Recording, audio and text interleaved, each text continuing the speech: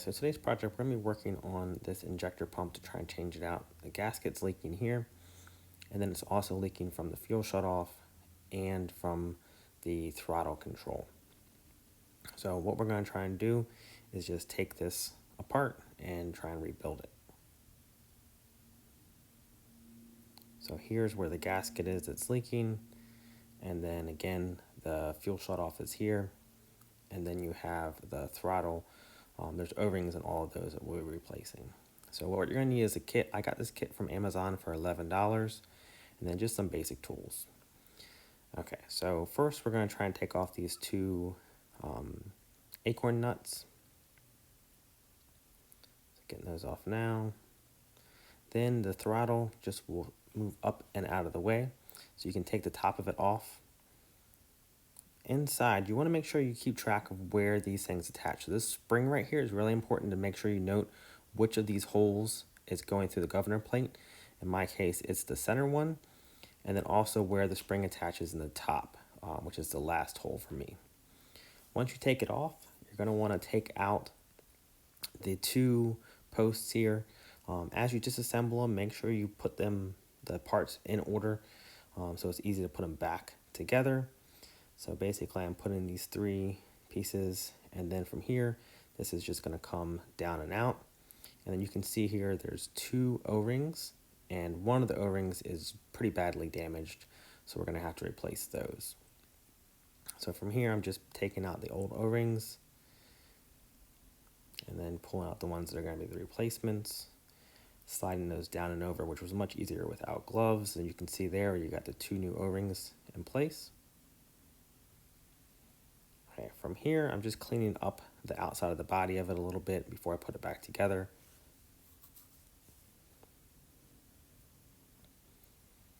Okay, so now reinstalling it, it's going to go in from the bottom there, and then put everything back together in the same order in which it came off.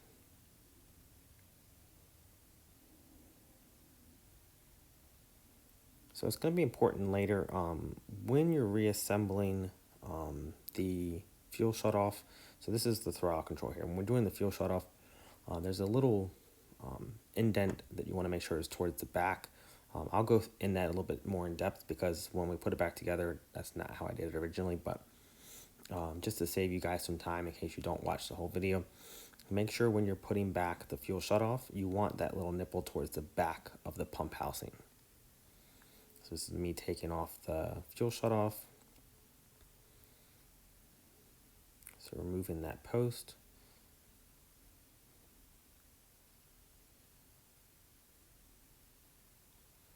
So the housing there stuck a little bit, so I went and got a jeweler's hammer and just very gently tapped down on that so I could get that to pull free.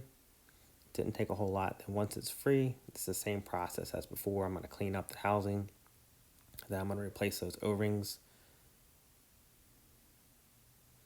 So getting the old ones taken off. Again, it was much easier with gloves to get the new ones on, especially. So, without gloves rather. Okay, so here I'm just installing the new O-rings.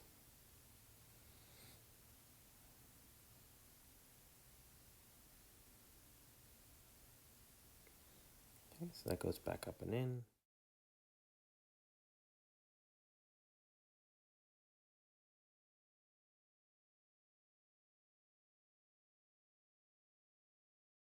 So that's all cleaned up.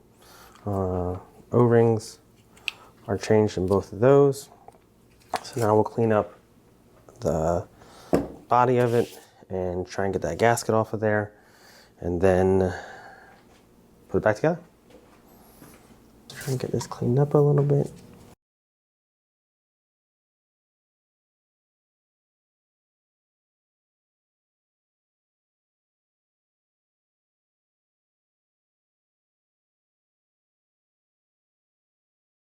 So here's our new gasket.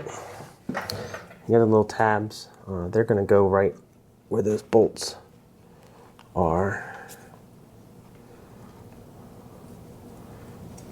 Okay, so one of the things that the video I watched didn't mention was this little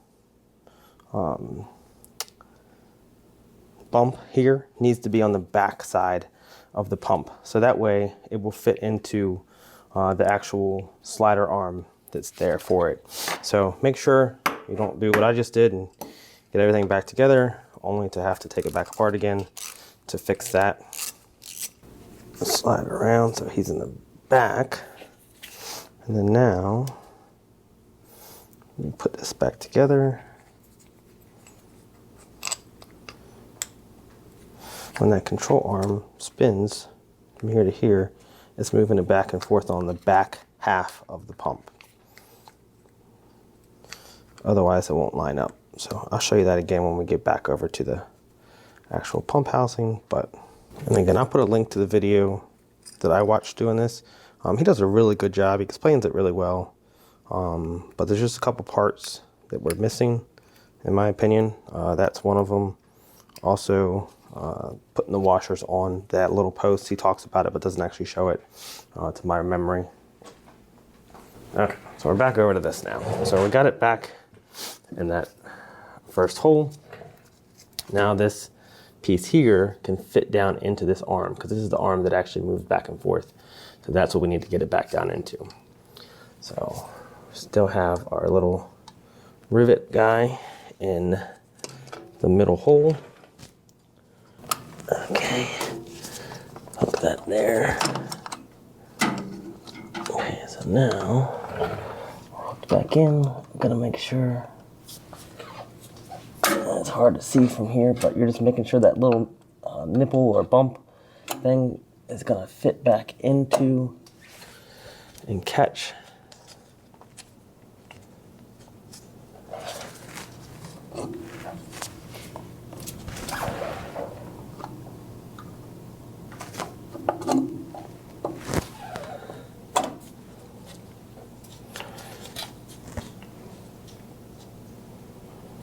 I think it has, but I don't know for sure. I'll know until we get everything back in there together.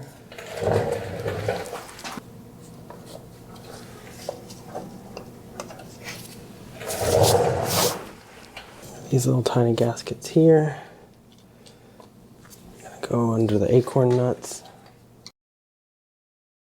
So the bigger of these two are gonna go onto the throttle line.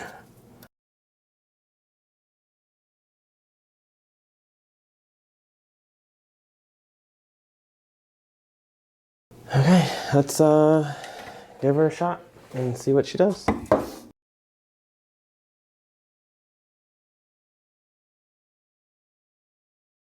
Okay, so now's the moment of truth. We are going to try and start it up. So that should turn the fuel on. Yeah, it seems like that works. Fingers crossed. Okay, now hopefully the throttle works. Try and throttle it up.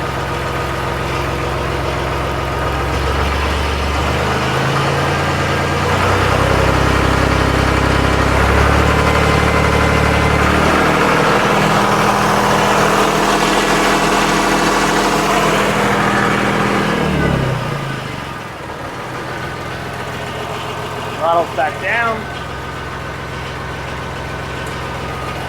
Fuel shut off. And the fuel shuts off. That is fantastic. So, it doesn't look like it's leaking. I guess time will tell. But if that worked, then instead of $1,000 to send it out, fixed it for 11 bucks. So, pretty happy about that. Okay, thanks for watching. If you guys have any comments or questions, please leave them down below and I'll try and respond.